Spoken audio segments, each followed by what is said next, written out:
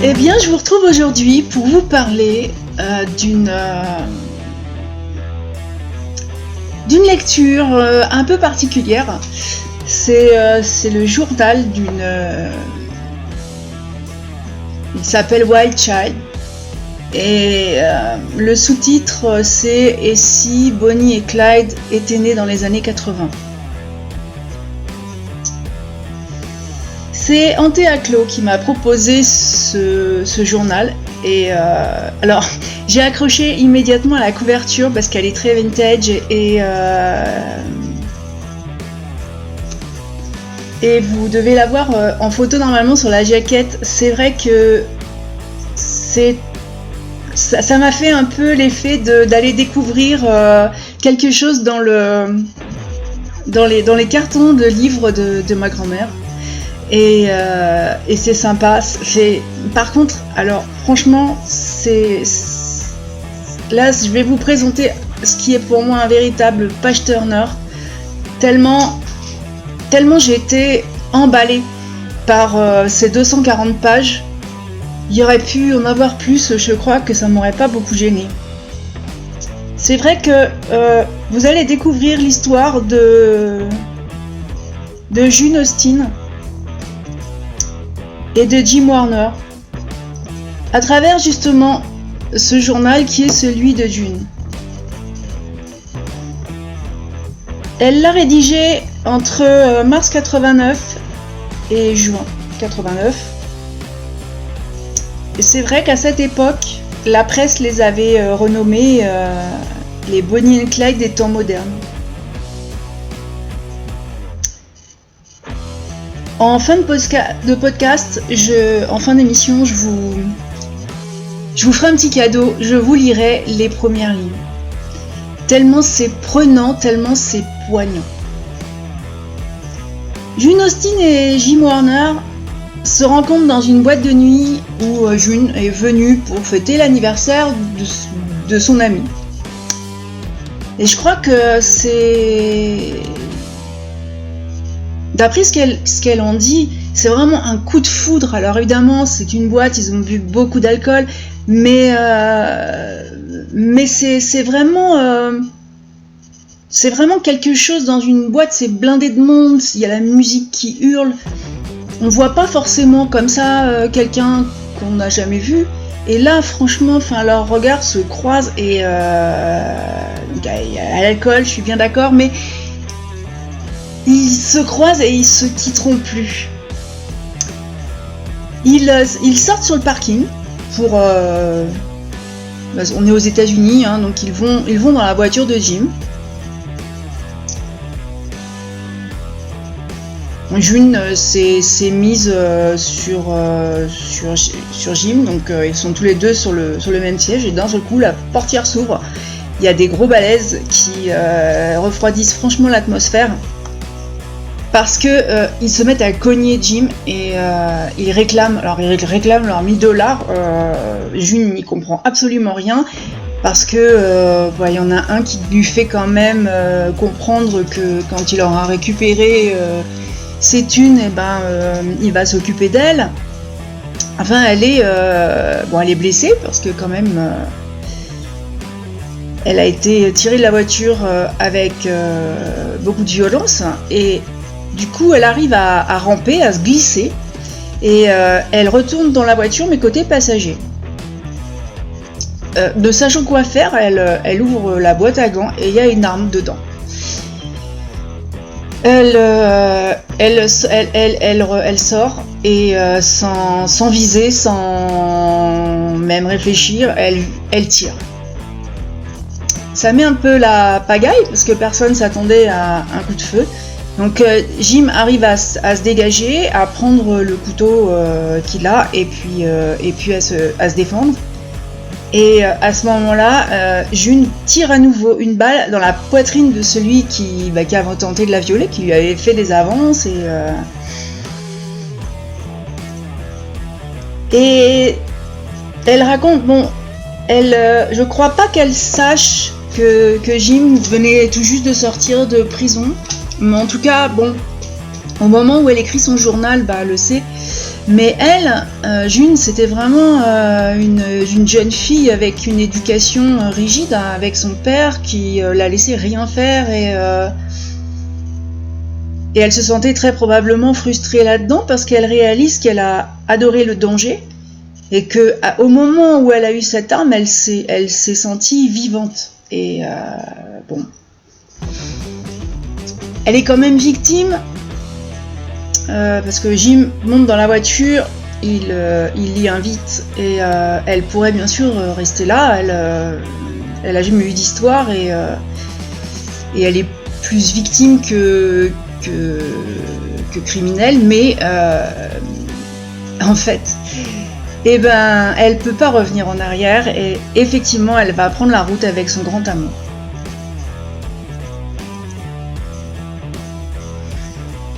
Alors je l'ai dit, on lit le journal que Jim a acheté pour June, et justement il lui avait acheté pour qu'elle raconte leur histoire.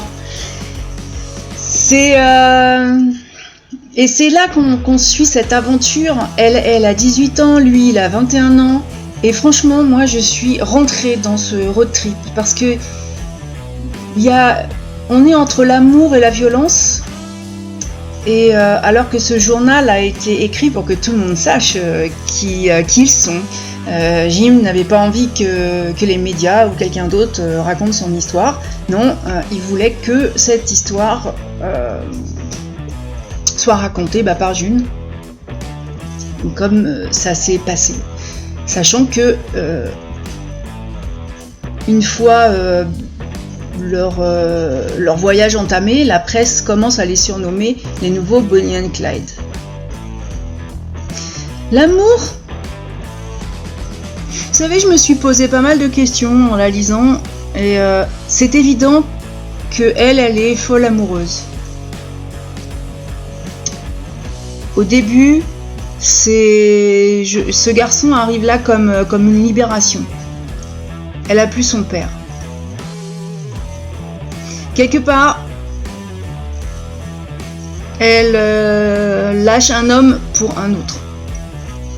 Parce que Jim a quand même tendance à la considérer, moi je trouve, d'après ce qu'elle raconte en tout cas, il la considère comme une propriété. Il n'aime pas trop le regard des autres hommes sur elle, alors que c'est une jolie fille, et puis qu'avec tout ce qu'ils font, forcément.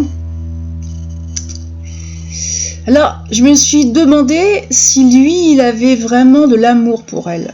Étant donné que Jim a passé beaucoup de temps en prison, c'est pas un endroit où on apprend à aimer. Et c'est assez curieux. Je vous laisserai le découvrir, mais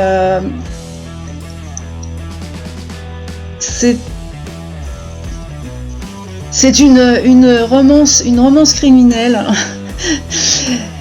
Mais en tout cas, ça reste un road trip. C'est le page turner. Moi, j'ai dévoré, mais à une vitesse phénoménale.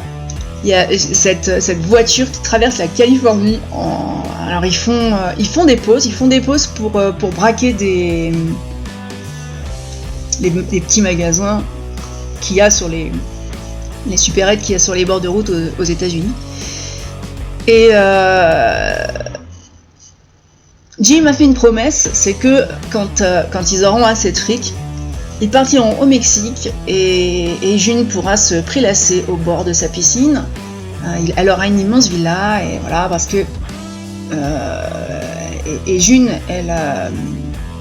c'est son objectif, c'est son but, c'est aller avec c'est June et Jim qui ne seront plus des criminels recherchés. Ils seront au Mexique et ils seront tranquilles avec beaucoup de pognon. Mais en tout cas, pendant leur voyage, c'est vraiment sex, drugs and rock'n'roll. Ouais, sérieusement, c'est vrai, parce qu'il y a beaucoup. Elle reprend énormément de. Dans la voiture, il y a la musique, et c'est de la musique que j'aime beaucoup d'ailleurs. Hein, c'est très rock, c'est très. Et on est à ce rythme-là. Et cet amour ambivalent, il se nourrit avec cette musique qui est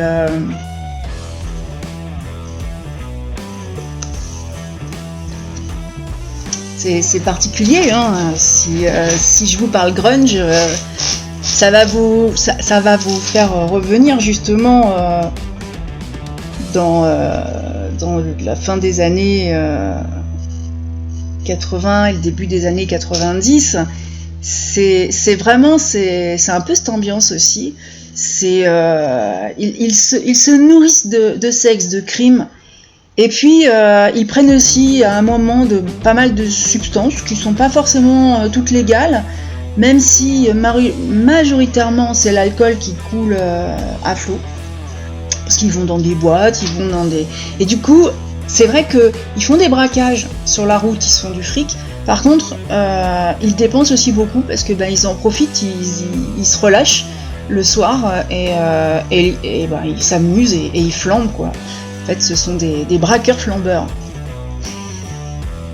Et June, elle est surprenante. D'ailleurs, je crois qu'elle se surprend elle-même parce qu'elle s'est embarquée sur cette route. Elle cumule elle cumule les braquages. Elle est timide au début et une fois que c'est parti, quand elle commence à le faire, ces braquages à main armée vont lui donner un sentiment de puissance et même de force et je crois de reconnaissance. Déjà, tous les médias parlent d'eux, leur visage commence à être connu d'ailleurs, ce qui ne va pas faciliter leur cavale. Mais cette jeune fille qui était complètement enfermée par son père possessif, elle devient complètement extravagante, elle aguiche, elle joue de tout, elle s'amuse de tout et pourtant elle garde quelque chose de réfléchi au fond d'elle-même. Tout est vraiment dans l'ambivalence, c'est très... d'un point de vue de la psychologie, c'est très spécial et du coup dans la lecture, c'est affolant, c'est ahurissant parce que moi même si j'avais autre chose à faire, je restais avec ce bouquin, je tournais les pages et je le lisais d'ailleurs beaucoup trop vite. Parce que je n'arrivais pas à m'en détacher. C'est vrai qu'un journal, quand on lit le journal, c'est un peu voyeur quelque part, mais j'arrivais pas à me détacher de ce qu'elle écrivait. Puis forcément, c'est écrit par une jeune fille de 18 ans, hein, donc c'est écrit comme elle le ressent. Et je voulais pas qu'il y ait une fin, quelle que soit la fin. D'ailleurs, je voulais pas que ça s'arrête. J'étais envoûtée par cette aventure et puis même si June est une criminelle, même si c'est une tueuse, elle réussit à malgré tout être attachante. Et je la voyais sortir vraiment indemne, réaliser son rêve. Après, effectivement, les crimes ne restent pas impunis. Mais je le sais, et puis de toute façon, si pendant près de 3 mois, ils ont traversé autant la Californie que le Nevada et l'Arizona en terrorisant la population, c'est vrai que c'était vraiment... ils sont allés de plus en plus fort, hein. Eh bien, on le sait puisque c'est sur la 4e de couverture. June Austen, elle purge en ce moment même sa peine dans une prison fédérale dans le Kentucky, parce que les charges qui ont été retenues, c'est vol à main armée, homicide et prise de substances illicites. C'est vrai que qu'il y a toujours surtout ils ont pas l'air de se cacher, ils roulent, ils s'arrêtent, ils braquent, ils piquent le pognon, ils repartent, ils s'amusent. Enfin, c'est vraiment... Et les gens, la population est vraiment affolée. Et Wild Child, eh ben, j'ai trouvé que le titre allait très très bien à ce récit. Bon, tout a une fin, hein. J'ai découvert les dernières lignes, et dans les dernières lignes, vous verrez que June décide de rédiger une lettre à ceux qui vont lire son journal. Et je tiens à la remercier pour cette poussée d'adrénaline, parce que j'ai fait ce voyage aussi pendant mon temps de lecture dans cette Oldsmobile qui roule au rythme endiablé du rock, du métal, et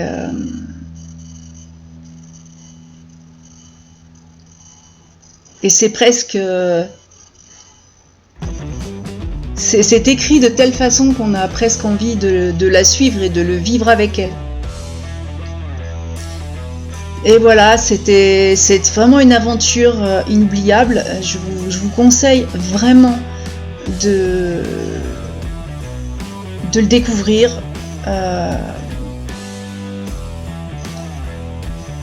J'ai lu d'autres journaux. C'est vrai que quand c'est écrit comme ça, c'est encore plus poignant, puisque bon, l'aventure est...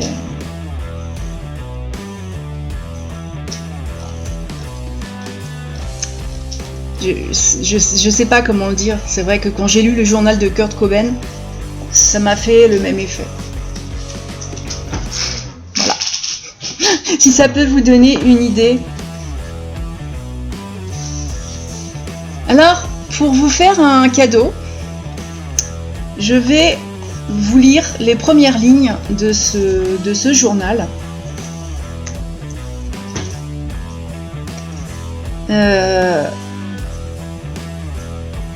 Il n'est pas forcément écrit parce qu'elle n'a pas il lui offre pas le journal en partant, évidemment, parce que ils ne savent pas du tout qu'ils vont faire tout ça.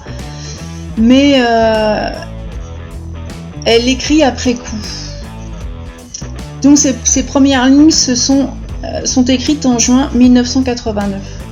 Cher journal, voilà commence. Cher journal, voilà comment commencent tous les journaux intimes. Cher journal, aujourd'hui il m'est arrivé une chose extraordinaire. Cher journal, aujourd'hui est le plus beau jour de ma vie. Cher journal, je crois que j'aime ce garçon. Cher journal, aujourd'hui je me suis disputé avec mes meilleurs amis. Cette fille est une garce. On retrouve toujours la même chose dans un journal intime, et ces choses sont censées rester intimes. Personne ne doit les connaître, mis à part nous-mêmes.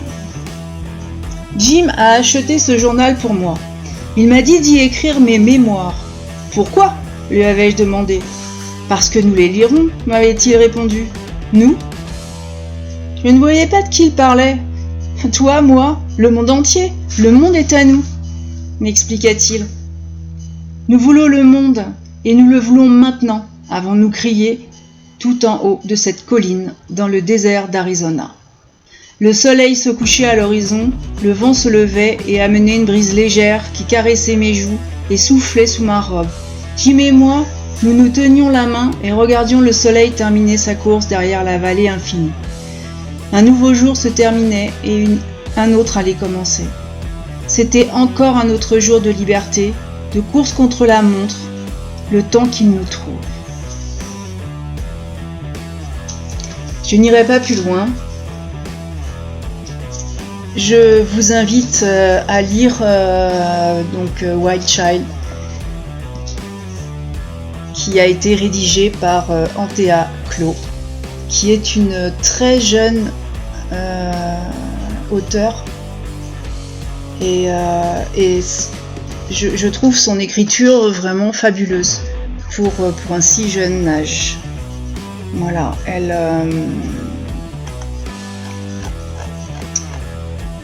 elle a une vingtaine d'années et elle a écrit son premier roman à 18 ans. Et et elle commence Wild Child la même année. Voilà, donc elle s'est tournée au départ vers l'auto-édition, bien sûr, puisque ça a été difficile pour elle de trouver une maison d'édition. Eh bien, je crois que c'est dommage pour la maison d'édition, parce que, très sincèrement, c'est